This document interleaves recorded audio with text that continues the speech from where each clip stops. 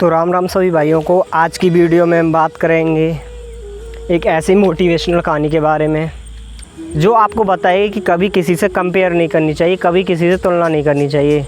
ये कहानी है एक कौवे के बारे में। आप किसी दूसरे से तुलना करते हो ना, तो आप अपने जीवन को दुखी बना रहे हो, आप अपने जीवन को बहुत ज़्यादा निराशा भरा बना रहे हो। आपको कभी भी किसी से कंपेयर नहीं करनी है अगर आपको एक अच्छा जीवन जीना है तो। नहीं तो आपको भाई कंपेयर करते रहो और रोते रहो अपनी ज़िंदगी में। और एक छोटी सी कहानी आपको बहुत कुछ सिखा सकती है अगर आप सीखना चाहें तो ये कहानी है एक कौवे की।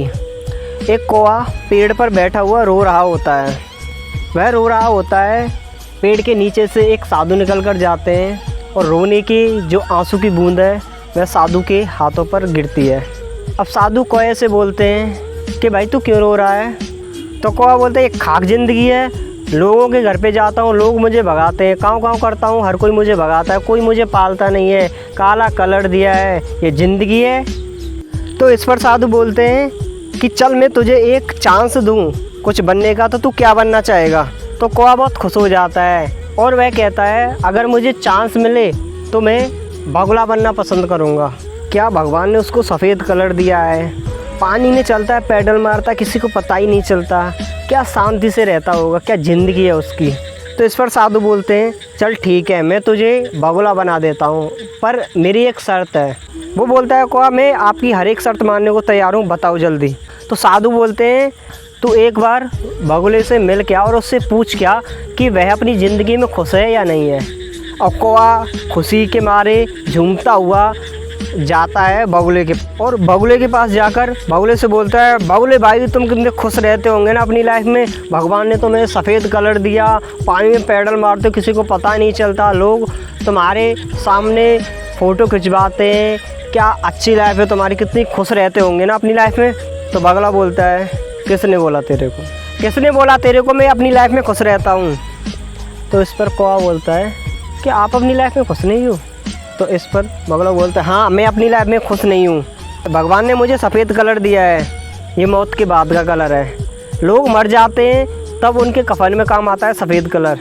मैं कीड़े मकोड़े खाता हूँ, पानी में रहता हूँ, मुझे अपने अगले शिकार का पता नहीं होता है कि मुझे शिकार मिलेगा भी या नहीं मिलेगा, तो मैं क्या खा खुश रहता हूँ? तो अब दोनों भागे भागे आते हैं साधु के पास। साधु से बोलते हैं कि हम दोनों अपनी लाइफ में दुखी हैं। तो साधु बोलता है चलो ठीक है मैं आपको एक चांस देता हूँ एक और, तो आप क्या बनना पसंद करोगे? तो दोनों बोलते हैं अगर हमको चांस मिले तो हम तोता बनना पसंद करेंगे। तो साधु की शर्त होती है कि चलो ठीक है मैं आपको तोता तभी बनाऊँगा जब आप एक बार तोते से मिल के आओगे। तो इस पर दोनों भागे भागे जाते हैं जंगल में तोते को ढूंढने के लिए। तो जंगल में एक पेड़ होता है, पेड़ पर तोता बैठा हुआ होता है, वे जंगल के चारों ओर घूमते हैं, पेड़ के 4 चक्कर लगा देते पर उनको तोता नहीं दिखता है। आखिर में उनको तोता दिखता है तो बोलते हैं तोता से तोता भाई तुम अपनी लाइफ में कितने खुश रहते होंगे ना, लोग तुम्हें मिट्टू मिट्टू कहकर बुलाते हैं, हरा कलर दिया है भगवान ने तुम्हें, लाल चोंच दी है, लोग तुम्हें पालते हैं, तुम्हें मिर्च खिलाते हैं, तुम्हें काजू खिलाते हैं, तुम्हें किशमिश खिलाते हैं, अपनी लाइफ में कितने खुश रहते होंगे ना तुम। तो इस पर तोता बोलता है कौन बोला तेरे को, तेरे को कौन बोला कि मैं अपनी लाइफ में खुश रहता हूँ? दोनों बोलते हैं कि तुम अपनी लाइफ में भी दुखी हो। तो तोता बोलता है हाँ मैं अपनी लाइफ में दुखी हूँ, भगवान ने मुझे हरा कलर दिया है, लाल चोंच दी है और ये सब दिया है, ये मेरे किसी काम का नहीं है, क्योंकि भगवान ने मुझे एक और चीज़ दी थी आज़ाद रहने की, खुले आसमान में आज़ाद रहने की जो आज़ादी दी थी भगवान ने वो दी थी मुझे, पर इन लोगों ने वो भी मुझसे छीन ली। लोग मुझे पिंजड़े में बंद करके रखते हैं, मेरा पूरा जीवन एक पिंजड़े में बिता देते हैं। जो ज़िंदगी मुझे एक खुले आसमान में जीनी चाहिए थी वो ज़िंदगी मेरे एक पिंजड़े में बीतती है। तो मैं अपनी लाइफ में क्या खा खुश रहता हूँ? तो अब तीनों आते हैं साधु के पास। तो तीनों बोलते हैं कि हम तीनों अपनी लाइफ में खुश नहीं हैं। तो साधु बोलता चलो ठीक है लास्ट बार मैं एक तुमको चांस दे रहा हूँ, तो तुम क्या बनना पसंद करोगे? तो वो तीनों सोच कर समझ कर बोलते हैं हमको लास्ट चांस दिया जा रहा है और अगर हम बनना चाहें तो हम मोर बनना पसंद करेंगे। साधु कहता है चलो ठीक है मैं आपको मोर बना दूंगा, पर मेरी एक वही शर्त है कि आपको एक बार मोर से मिल के आना होगा। तो वो तीनों जाते हैं और वो सोचते हैं अब के बार तो हम मोर बन जाएंगे और हमें अपनी ज़िंदगी से आज़ादी मिल जाएगी।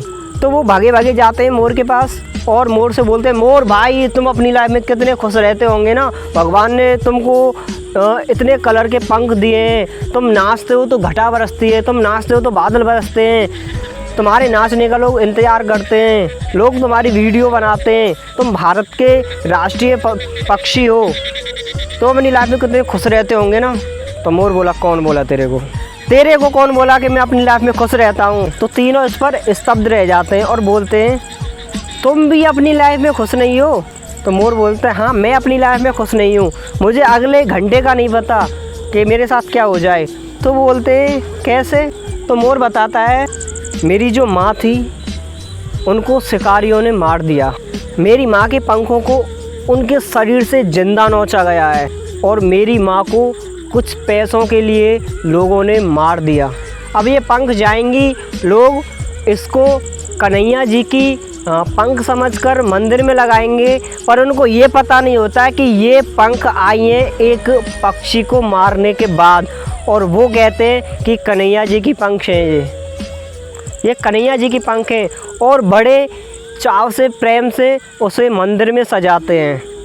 सोच कर देखिए कि हम अपने भगवान की पूजा कर रहे हैं, एक पक्षी को मारने के बाद हम भगवान की पूजा के लिए एक पंख, दो पंख लगा रहे हैं। तो मोर कहता है कि मुझे अगले घंटे का नहीं पता है कि क्या हो जाए, लोग मेरे पंखों को नोचने के लिए, मेरे पंखों को लेने के लिए मुझे कब मार दें मुझे ये पता नहीं है, तो मैं अपनी लाइफ में कैसे खुश रह सकता हूँ। तो चारों जाते हैं साधु के पास और साधु से बोलते हैं, सब अपनी लाइफ में दुखी हैं, तो सबसे खुशी पक्षी कौन है अपनी लाइफ में? तो साधु बोला, सबसे जो खुशी पक्षी है, सबसे जो खुशहाल पक्षी है अपनी ज़िंदगी में, वह है कौआ। अब कौआ इस पर अचंभित हो जाता है, मैं कैसे हूँ, मैं तो सबसे बदसूरत हूँ। तो इस पर साधु बोलते हैं कि कभी किसी को कौआ पालते देखा है? कभी किसी को कौआ पालते देखा है? तुम अपनी लाइफ में स्वतंत्र रह सकते हो, तुम अपनी लाइफ में आज़ाद हो, लोग तुम्हें देवता मानते हैं और हिंदू रीति रिवाजों में कौए को देवता माना जाता है और उसको देवता के रूप में उसको दावत दी जाती है। किसी पक्षी को दावत दी जाती है ऐसे? नहीं दी जाती। तो कौआ अपनी लाइफ में सबसे खुश है। तो जो पक्षी अपनी लाइफ में सबसे दुखी गीत गा रहा था, सबसे दुख था, वही अपनी लाइफ में सबसे खुश है। तो आप किसका इंतज़ार कर रहे हो? आप सबसे अच्छे हो अपनी लाइफ में, आप सबसे बेस्ट हो अपनी लाइफ में, कभी किसी से कंपेयर मत करो। भगवत गीता में भगवान श्री कृष्ण ने खुद कहा है, अगर आपको एक अच्छा फल चाहिए अपनी ज़िंदगी में, तो फल के बारे में ना सोचें, अपने कर्म के बारे में सोचें, अपने कर्मों को करते रहें, क्योंकि फल देना हमारे हाथ में नहीं है, फल देना हमारे कर्मों के हाथ में है। जैसा हम कर्म करते हैं वैसा ही हमें फल मिलता है। तो आपको एक अच्छी लाइफ चाहिए तो किसी से कंपेयर करके नहीं मिलेगी, आपको अच्छी लाइफ मिलेगी मेहनत करके। भगवान बोल रहे हैं कि अपने कर्म करते रहो। तुम क्या कर्म कर रहे हो? दूसरों से चिढ़ रहे हो, दूसरों से तुलना कर रहे हो, उनको देख देख कर रो रहे हो, ये कर्म कर रहे हो, तो तुमको भगवान कहाँ से फल दे, कहाँ से तुम्हें अच्छी ज़िंदगी दे। अपनी मेहनत पर फोकस करो और अपनी लाइफ को एक बेहतर बनाओ। दूसरों से कंपेयर करते रहेंगे तो हमेशा दुखी रहेंगे, अन्यथा और आपको कुछ नहीं मिलने वाला है इससे। अपनी मेहनत पर फोकस रखो और अपने लक्ष्य को एकाग्र होकर हासिल करते रहो। तो मेरा इस वीडियो में यही मोटिव था कि कभी भी अपने आप को दूसरों से कंपेयर करके, दूसरों से तुलना करके दुखी ना करें। आपका जीवन सबसे अच्छा है। भगवान ने तुमको जिस भी सिचुएशन में दिया है उस सिचुएशन में से आप बाहर निकल सकते हो, पर आपको दूसरों से कंपेयर करने से फुर्सत मिल जाए तभी तो कुछ हो सकता है। तो कभी किसी से कंपेयर ना करें, अपनी लाइफ को पटरी पर लेके आएँ, अपनी लाइफ को अच्छे से अच्छे बनाएं और अपनी अच्छी ज़िंदगी व्यतीत करें। तो आज की वीडियो में इतना ही था और अपनी लाइफ में हमेशा खुश रहें। धन्यवाद। राम राम। जय श्री कृष्ण।